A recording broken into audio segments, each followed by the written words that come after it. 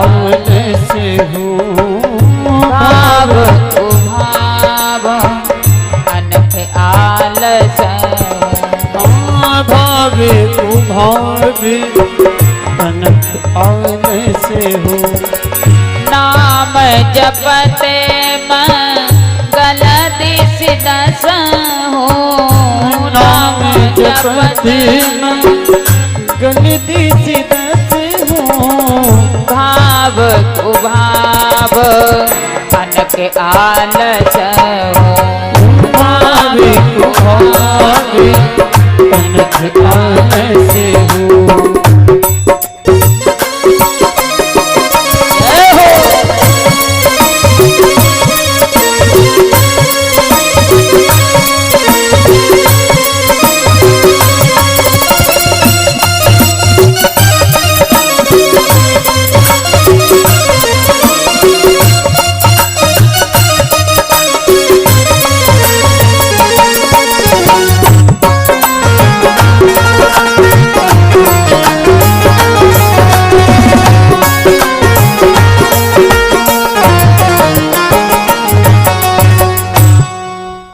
चौपाई को सभी लोग जानते होंगे ना, याद है? भाव को भाव अनख आलस हूँ, नाम जपत मंगल दिस दसम।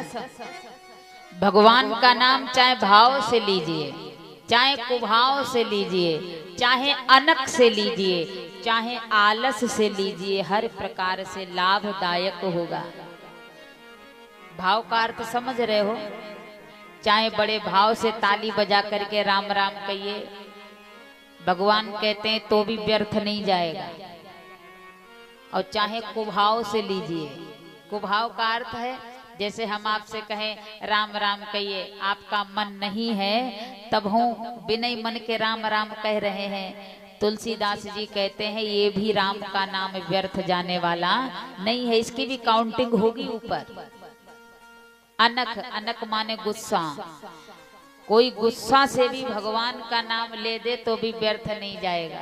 जैसे हम आपसे कहें राम राम कहिए तो आप गुस्से में मन में विचार करो हम काहे राम राम कहें, अरे ये सब पैसे पर आए हैं तब राम राम कहें, हमें राम राम कहने से क्या मिलेगा, हम कतई राम राम नहीं कहेंगे। अब जितनी बार गुस्से में तुम राम राम कहे हो, गोस्वामी जी कहते हैं ये व्यर्थ नहीं जाएगा, इसकी भी काउंटिंग होगी। आलस हूँ, कभी कभी व्यक्ति आलस में पड़ा रहता है, फिर ऊपर हाथ उठा करके कहता है अरे राम, हाय राम। अब जितनी बार राम कहे हो ये आपका व्यर्थ जाने वाला नहीं है। जैसे जहर आपको जानबूझ के दिया जाए तब हो मरोगे, और अनजाने में दिया जाएगा तब भी मरोगे। नदी में कोई धक्का जानबूझ के मार दे तब भी डूब जाओगे, अनजाने में गिरोगे तब भी डूब जाओगे। बालक को दवाई जान में खिलाओगे तब भी बुखार उतरेगा, अनजाने में खिलाओगे तो भी बुखार उतरेगा। अग्नि में जानबूझ के हाथ डालोगे तो भी जलोगे, और अनजाने में डालोगे तो भी जलोगे। इसी प्रकार भगवान का नाम जानबूझ कर लोगे तो भी कल्याण होगा, और अनजाने में लोगे तो भी कल्याण होगा।